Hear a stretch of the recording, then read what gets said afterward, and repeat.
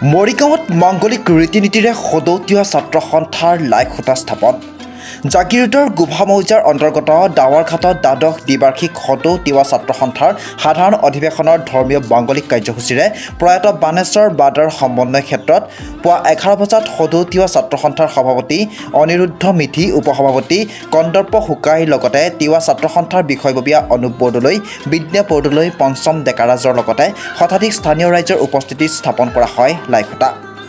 12 আৰু 13 মাৰ্চ তাৰিখে দুদিনীয়া বৰ্ণাঢ্য কাৰ্যসূচীৰে তিৱা জনগোষ্ঠীৰ সকলো সমস্যাৰ ওপৰত আলোচনা কৰাৰ লগতে জনগোষ্ঠীৰ সাংস্কৃতিক অনুষ্ঠানৰো আয়োজন কৰা হ'ব। অধিৱেশনখনত ডাৱাৰঘাট গোভা মৌজাৰ অধিৱেশনৰ মুকলি সভাত মুখ্য অতিথি হিচাপে উপস্থিত থাকিব বিধানসভাৰ অধ্যক্ষ বিশ্বজিৎ দৈমাৰী। লগতে জনগোষ্ঠীৰ ছাত্ৰ সংগঠনৰ বিষয়ববীয়া লগতে সকলো জনগোষ্ঠীৰ স্বায়ত্ব পৰিষদৰ মুখ্য কাৰ্যবাহী সদস্যৰ লগতে 5 শতাধিক প্ৰতিনিধি উপস্থিতৰ লক্ষ্যৰে অনুষ্ঠিত কৰা হ'ব সদৌ তিৱা ছাত্ৰ সন্থাৰ দ্বাদশ দ্বিবাৰ্ষিক সাধাৰণ অধিৱেশনখন। মৰিগাঁৱৰ পৰা বুবু নাথৰ ৰিপৰ্টাৰ লাইভ অসম। সন্থাৰ দ্বাদশ সাধাৰণ অধিৱেশন মৰিগাঁও জিলাৰ গোভা মৌজাৰ ডাবৰঘাটৰ বানেশ্বৰ বাদাৰ ক্ষেত্ৰত আজি মাংগলিক ক্ৰমে লাই খুঁটা স্থাপন কৰা হ'ল। অহা মাৰ্চ মাহৰ 13 তাৰিখে দুদিনীয়া কাৰ্যসূচীৰে মাংগলিকভাৱে কাৰ্য কৰা হ'ব।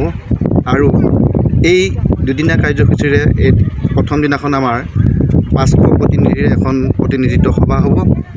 এই সভাত তিৱা জাতিৰ বিভিন্ন সমস্যা, অমীমাংসিত সমস্যা, মাটি বাৰীৰ পৰা শিক্ষাৰ সমস্যা, ষষ্ঠ অনুসূচিত আমাৰ সংবিধানৰ যিটো দাবী, এইখিনি বিষয়ে আলোচনা কৰা হ'ব।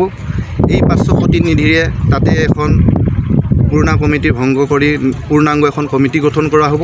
এই কমিটিখনে তিৱা জাতিটোৰ সৰ্বাংগ উন্নতিৰ কথা চিন্তা কৰিব আৰু তিৱা ৰাইজেও সঁহাৰি জনাব। আৰু এই প্ৰতিনিধি শেষ হোৱাৰ পিছতে এখন মুকলি সভা আয়োজন কৰা হ'ব। সেই মুকলি সভাত আমি সদৌ তিৱা ছাত্ৰ সন্থাৰ লগতে অভ্যন্তৰীণ কমিটি আৰু তিৱা ৰাইজে অসম বিধানসভাৰ অধ্যক্ষ বিশ্বজিৎ দৈমাৰী ডাঙৰীয়াক নিমন্ত্ৰণ জনাব আৰু তেখেতে থাকিম বুলি কথা দিছে। আৰু জাতীয় গোটেই বিবেচনাৰ বিষয়ে আলোচনা কৰা হ'ব। আৰু সেই মুকলি সভাত অসমৰ জাতীয় জনজাতীয় সংগঠনৰ প্ৰতিজন বিষয়ববীয়া থাকিব আৰু অসমৰ যিমান কেইখন কাউন্সিল আছে গোটেই কাউন্সিলৰ মুৰব্বীসকল থাকিব।